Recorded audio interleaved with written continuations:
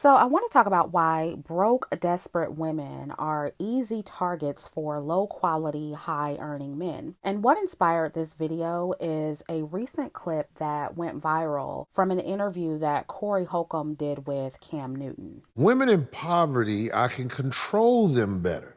A girl who can't afford to say, fuck you, Corey, I'm gone. She just can't afford to do it. So I take advantage of that. Now, that might be wrong, but her poverty and my needs, most of the time, it even out. I don't really need a lot of their time. And they don't tell me to fuck off because they know when I come over, they children can get some outlet Jordans. Outlet Gucci. Yeah.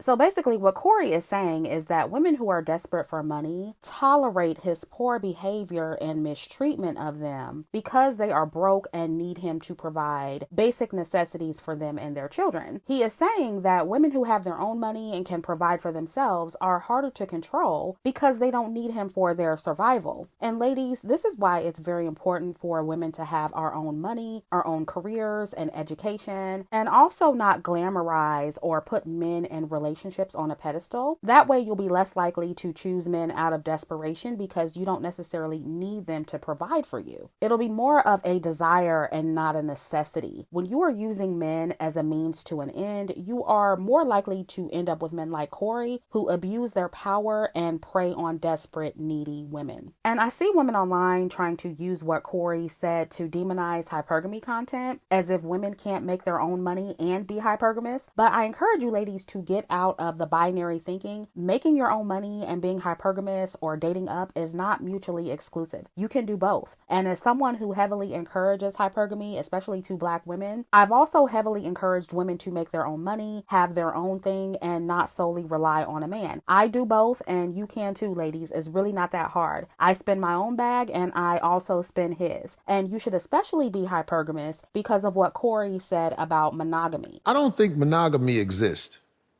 I think every once in a while you meet a dude and he only with his girl. It's very rare. We are men. We, especially men who have means, especially men who got money, you got girls. You can't not be with them. There's too many beautiful women in the world to just lie to one girl and be like, look, I'm only with you. Now, this part I agree with him on. For the most part, I believe that men, regardless of socioeconomic status, choose to be monogamous. I don't believe most men and people in general are naturally monogamous. I believe that some people are naturally monogamous and most of us choose to be monogamous. And I agree that men have a harder time being monogamous. So if you know that as a woman, this is all the more reason to stop dating and marrying men primarily for love. If there's always a possibility that you can be cheated on and men are telling you this to your face, and if they're not telling you, they're showing you. So if you know that's a possibility, you should at the very least be getting tangible benefits from the men that you're dating, and more benefits that you can give yourself, especially if you have his children and you are providing your domestic labor in the household. Whether you have your own money or not, you should aim to be hypergamous for those reasons. Men like Corey should not scare you out of hypergamy. They should remind you to also have your own money while being hypergamous. And also, when you have your own money as a woman and you're cultured and you're in leveled up spaces around like-minded people, the conversations that they're having on these podcasts really don't exist. You don't have anything to worry about, and you will find that it is fairly easy to attract quality high-earning men who are not intimidated by successful women. Men of all races. Ladies, it is 2024. Most men want and expect women to work, even if it's part-time. They expect women to have their own money. Most men are not out here looking for poor women. They're just not. No matter the socioeconomic status. And when we're talking about high earning men, just look at the wives of a lot of those men. Those women are usually educated. They're also successful in their own right. They are not poor. There are plenty of successful, ambitious men who actually want smart, successful, ambitious women. Now, we could talk about the compromises and the sacrifices that many successful women often make to stay with successful men long term. I do notice that some of those women put their career on the back burner when they get married. married and start a family, or the man's career becomes the priority. But many times the women want that. And if you are a woman who doesn't want that, then you don't have to make those choices. But my point is, these men are not choosing women who need them to survive. Now, of course, there are exceptions to the rule and all men are different. But in general, quality, high earning men are choosing women who are educated and successful like they are, like attracts like, and the women that those men decide to be with, they're choosing to submit to those men. They're choosing to cooperate with them. They decided to make time for them. Maybe they decided to make adjustments for them. They probably don't try to compete with them, even though they are successful women. But in most cases, those women are not poor and they are not in need of basic necessities without a man. So you should be wary of any high earning man who tells you that they intentionally go after poor women. Something is probably wrong with that man. In my experience, quality high earning men, they want to feel needed by the women that they're with, but they also don't want women who are desperate and too needy, if that makes sense. Like needy and struggling for basic necessities. Like if you ask them for money to go towards an investment or a business venture or even a luxury item or a luxury experience, those are the kind of things that they prefer to be needed for and want to impress women with. I don't really see them dealing with women who can't pay their bills or women who can't feed their children or always struggling to make ends meet. And even if they help a woman who may temporarily be financially down on her luck, they're more likely to stay with that woman long term if she is smart and has something going for herself. But if a woman is consistently in a bind or is always mismanaging her finances and her priorities are always in the wrong place, usually that is a relationship that does not last for long. And I've actually seen that before. I've seen a woman, one of my ex-friends, deter a very quality, high earning man because she wasn't smart and she was always mismanaging her money and she was disorganized and always struggling. So that does happen, ladies. And keep in mind, I'm talking about low quality, high earning men versus high quality, high earning men.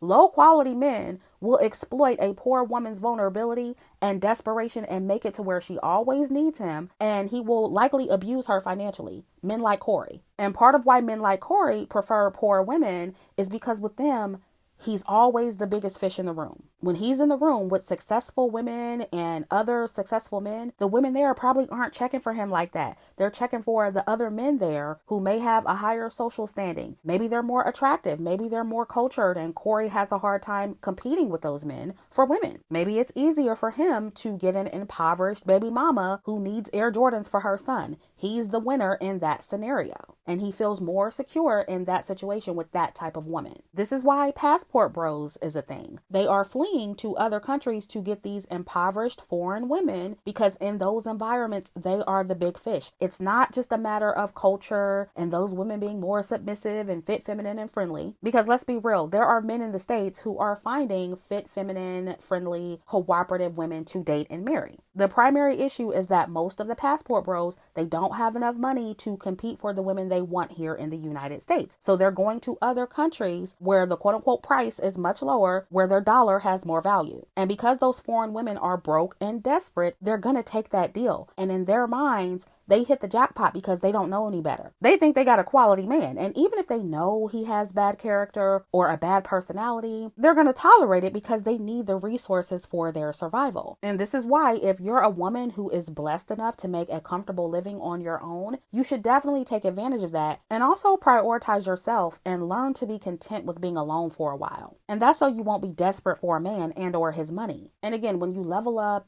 get educated, network, and mingle with other educated, high-earning, successful people of all races, trust me, you will not have to worry about being around men like Corey. I'm not saying they aren't there at all, but you will have much more and much better to choose from than that. And when you level up and you diversify your interests and you get outside of the Black community, you won't encounter this a lot and you'll also be less desperate. And ladies, you can be hypergamous and date up and want love and partnership and family without being desperate. If you notice, it's usually the most desperate male-centered women who end up with men like Corey. Y'all end up with the worst men. Ladies, think of the time in your life when you were a pick-me. And we've all been there, so there's no judgment. But think of the time in your life when you were the most male-centered, you were the most desperate for a man, and think of the men that you were entertaining at that time. Those were probably the worst men you have ever dated. When you are desperate, low quality, low value men can smell your desperation from a mile away, and they're going to attempt to capitalize on your desperation as much as they possibly can. And that is exactly what Corey is admitting to doing to poor women in this interview with Cam Newton. And his thought process isn't uncommon with men, but it's especially prevalent in men who feel powerless and inferior, which I believe is at the root of Corey's problem. Because in another part of the interview, he mentioned the need to physically, quote unquote, discipline a woman and show them that they're weaker than a man. So he is straight up admitting to being abusive to women in this interview. And that is why it was really disturbing to see Black women, especially praising Corey in the comment section. Because I know if Corey was a white man and he said the same thing,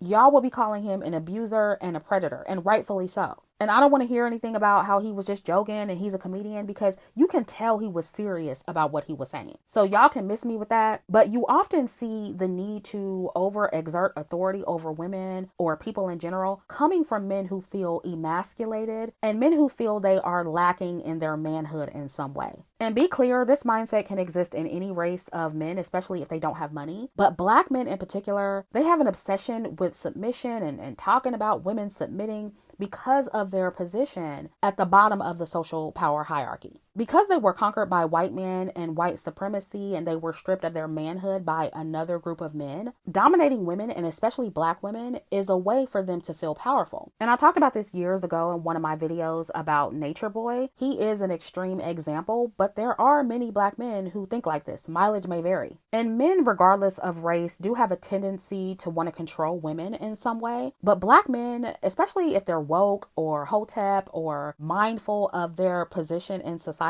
and very aware of how they are perceived as Black men, they are more likely to exert their authority over women in an abusive way so they can feel like they're in control. Now, I don't know if this is the case for Corey. I am just speculating. He could just have some insecurities about other things. Maybe he's insecure about his looks or his weight. Maybe he doesn't necessarily feel inadequate because he's Black and male. But there is a common theme with Black men, especially Black men who go on these podcasts and they listen to them. They're hyper fixated on women submitting to them and women being disciplined and women being cooperative when it comes to men. They're obsessed with Black patriarchy because they pretty much failed at creating one. Their fixation on these topics comes from them feeling emasculated as Black men. And ladies, that is something you need to look out for if you're dating men, especially Black men. If they're watching these podcasts and they're hyper focused on women submitting to them, or they're obsessed with humbling and disciplining women, you need to run the other way, because well-adjusted men aren't having these conversations. Even when they lean more towards being traditional, they're not obsessed with controlling women to the point they're avoiding women who make their own money and trying to, quote unquote, discipline them with violence and then sitting up on a podcast to talk about it. That is extreme. And you also want to stay away from the non-Black men who listen to these podcasters as well. The men who listen to Andrew Tate and Andrew Schultz and all the rest of them. Most of these men feel inadequate in some way, either from being a Black man or from being a man who doesn't have a lot of money or doesn't benefit from male privilege in the way that their fellow high-earning men benefit from male privilege. They feel powerless.